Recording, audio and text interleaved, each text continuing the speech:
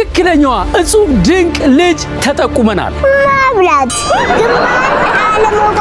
እጅን ባፍ የሚያስጭን ተሰጥኦ ተሰጥቷታል። ቪዲዮዋን ሚሊዮኖች በቲክቶክ ተቀባብለውታል። ከእግዚአብሔር አምላክነት እስከ ቅዱሳን አማላጅነት፣ ከመላእክት ክብር እስከ ሰለስቱ ደቂቅ፣ ከእመቤታችን ቅድስት ድንግል ማርያም እናትነት ማርያም ማሰው ከሱ የተወለዱ ማሰው የሊቀ ሊቃውንት አባ ገብረ ኪዳን ትምህርቶችን በቃሏ ሙልጭ አርጋ ጥንታ ዓለምን እያስደመመች ነው። ከ800 ኪሎ ሜትር ርቀት በብራና የተጻፈ ደብዳቤ ይዛ መጥታለች። ደብዳቤው ላይ ምን እንደተጻፈ ለማየት ሁላችንም ጓጉተናል። የዛሬ እንግዳችን ሀረገወይን ቀለሙ።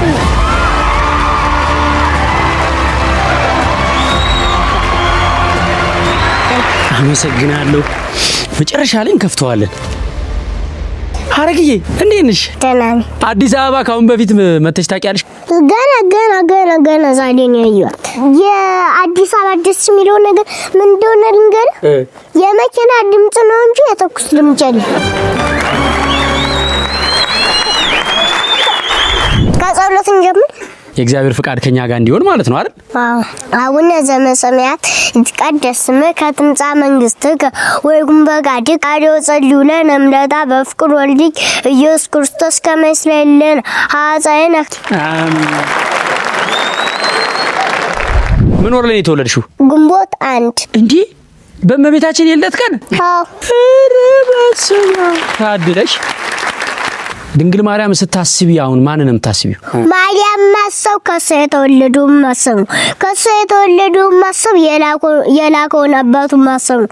አባቱን ማሰብ የሕይወት መንፈስ ቅዱስ ማሰብ ነው ይልና እንግዲያውስ ማርያም ማሰብ ሥላሴ ማሰብ ነው።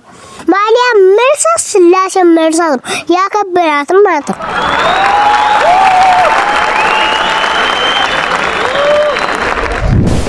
ቤት እንግዳ ምናምን ትቀበላላችሁ? እንግዳ ሲመጣ ገና በሉ ላይ እንደገባ ተነስቶ ማስቀመጥ እንጂ ዝም ብሎ የሚየተጫወቱ ከገባ በኋላ እንደገና መጫወት እንደገና እያሉ መሄድ እሺ ያስረግማል። አሁን እዚህ አዲስ አበባ እንዴት ነው ሰው እንግዳ ሲመጣ ብድግ ብለው ይቀበላሉ ልጆች? የሰው ተንኮል አለግም። ሁልጊዜ የሰውን ተንኮል የሚለቅም ሰው እሱ ዝንብ ነው ይላል መጽሐፍ። ዝም ብላችሁ ቁስል ለቁስል አትሂዱ። አብሏችሁ የሚኖረውን ሰው ቁስል አትፈልጉ። አበቦን ነው መልቀም። እኛ እኮ ፈጣሪ የሚያጸድቀን ደጉን መልጦ ነው እንጂ ክፉን ቢመልጥም ብሎ እኛ አንድንም ነበር።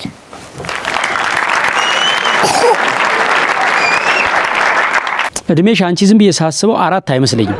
እግዚአብሔሮችን ለሚቀበል ሰው በእግዚአብሔር አምሳል የተፈጠረ ስለሆነ ይቀበላል። አይፈላም፣ ካሜላም አይፈላም።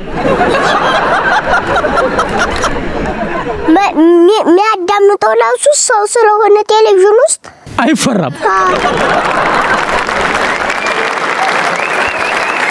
ከሴትና ከወንድ ማን ነው ሀብታም መሆን ያለበት? ወንድ። ያስ አባካኙስ ማን ነው? እንዳንጣላሽ እንዳንጣላ ቆይ ልንገር፣ ስተት እንዳሰብ ነገር እንዳይበላሽ ባለቀ ሰዓት አንድ ነገር ልንገር። እኔ ማለት ነው ሁሉም ቤተሰብ እወዳለሁ፣ ሰይጣን ብቻ ነው የምጠላው።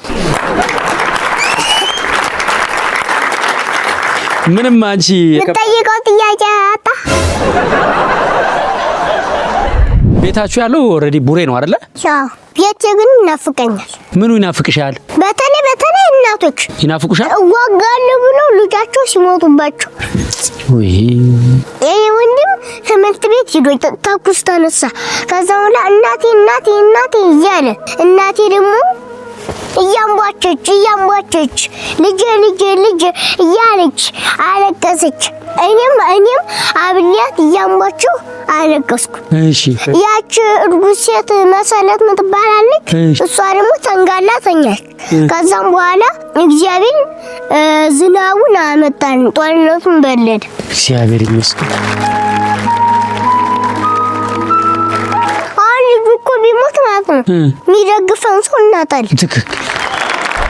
ከጓደኞችሽ ጋር እና ትምህርት ቤት ላይ ምናምን አትጣሉም? ተጣልታችሁ አታውቁም? መጣላት ሰይጣን እንደሆነ አታውቁም? እንዴ ሰው ታዲያ እኔ ካስከፋኝ ካማረረኝ ተለያይቶ መኖር አይሻልም? ከዛ የተነጠለ ሰው ክብር የለውም።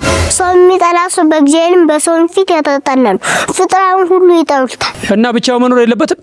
ሰይፍ ሰገባውን ይለብሳል፣ ወፍ ላባውን ይለብሳል፣ ሰው ደግሞ ሰውን ይለብሳል። ሰው የሌለው ሰው ላጎቱን ነው። ሰው ነው ዋናው ነገር ማለት እንኳን ለሰው ማለት ነው ለእግዚአብሔር ጌጡ ሰው ነው ከፈጠሩ በኋላ ማለት ነው። አቡነ ተክለ ሃይማኖት ውሃውን ጠላ እንዳደረጉት ውሃ የነበረውን ህይወታችን ወደ መልካምነት ይለውጡልን፣ ያጣፍጡልን፣ ከተኩላ ይጠብቁን፣ ከአውሊያ ይጠብቁን። እኔ እውነቴን ነው የምነግራችሁ። ጦርነትም ብትፈሩ ገድለ ተክለ ሃይማኖት ከቤታችሁ ገዝታችሁ አስቀምጡ፣ በሻንጣ ይዛችሁ ሂዱ። ለምን? አቡነ ተክለ ሃይማኖት ጠባቂ ናቸው፣ እለኛ ናቸው።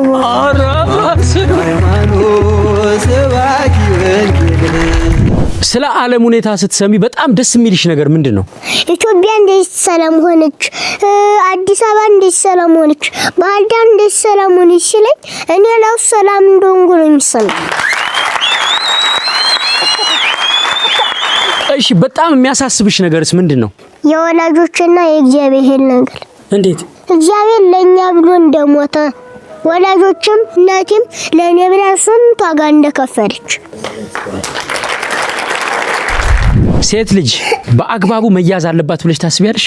አዎ። ለምን? በአግባቡ ከያዛት ታጸድቃለች፣ ካልያዛት ይዛ ገደል ነው የምትገባው በእውነቱ ማለት ነው። ኢትዮጵያ ውስጥ ግን በአብዛኛው እናቶች ናቸው ወይስ አባቶች ናቸው በጣም ጀግና? እናቶችም አባቶችም። የአባቶችን ጀግንነት እስኪ ንገሪኝ። ጠላቶችን ድል ነስተዋል። የኢትዮጵያ እናቶች ጀግና ናቸው ስትይ? የኛ እናቶች እኮ አርበኞች ናቸው። ልጅ አስለው ድንች ቆፍረው አብሮ ሲወለጉሉ ሲያልሙ ደግሞ ማታ ደግሞ በጎን ድንች ይጥዳሉ፣ በጎን ጎመን ይጥዳሉ፣ በጎን ደግሞ የግሯ ከዛ በኋላ እንዲያብሎ ደግሞ ሰውዬ ይመጣል። ቀላል የለም እንዲዛልች ይላታል። እኮ ናት በእውነቱ ማለት ነው። ይሄን ሁሉ ችለው ነው እናቶቻችን ያሳደጉን። አፈልሶ አፈልግጦ እነሱ ጥቢያ ለብሰው ለኛ ልብስ ገዝቶ አሳድገው። ለዚህ ነው የእናት አባት ምክን አትርሳ የሚለው ሲላል።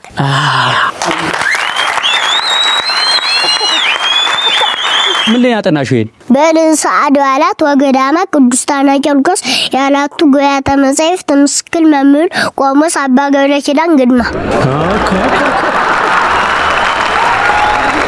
የፈረንጅ እናቶች ግን እንደኛ እንደ ኢትዮጵያ እናቶች ለልጆቻቸው እንደዚህ መስዋዕትነት የሚከፍሉ ይመስልሻል?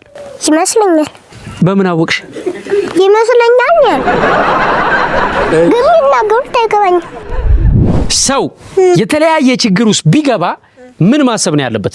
ልዑል እግዚአብሔር አሁን እግዚአብሔር ባል ስጠኝ ብሎ ቢለምን ይሰጣል አይሰጥም? እግዚአብሔር ሚስት ስጠኝ ብሎ ቢለምን ይሰጣል አይሰጥም? ይሰጣልም አይሰጥም? ምን ነው መልሱ? ከእግዚአብሔር ተሽሎ ለኛ የሚያስብ ሰው አለ ወይ? ሳይሆን የእግዚአብሔር ንስያል አለ ወይ? የለም እኮ ማለት ሰው የእግዚአብሔር ያል ለራሱ አያስብም። እንኳን የእግዚአብሔር ያል የእናቱን ያላሱ ለራሱ አያስብም ሰው። እሺ የማይለበው ነገር አስቦ ይጠፋል። እግዚአብሔር እኔ የለመንኩትን ሁሉ ይሰጠኛል። ከተጠቀመ ይሰጣል፣ ከተጠቀመ ደግሞ ይሰጣል። ሰው ግን እንዴት ነው ከኃጢአት መራቅ የሚችለው? ንስሐ መግባት አለበት፣ ስጋው ደግሞ መቀበል አለበት። ንስሐ አባት ማለት ግን ምን ማለት ነው? ከእግዚአብሔር ጋር የሚያስታርቅ። ንስሐ አባት አለሽ እንዴ? የእናቴ አላት።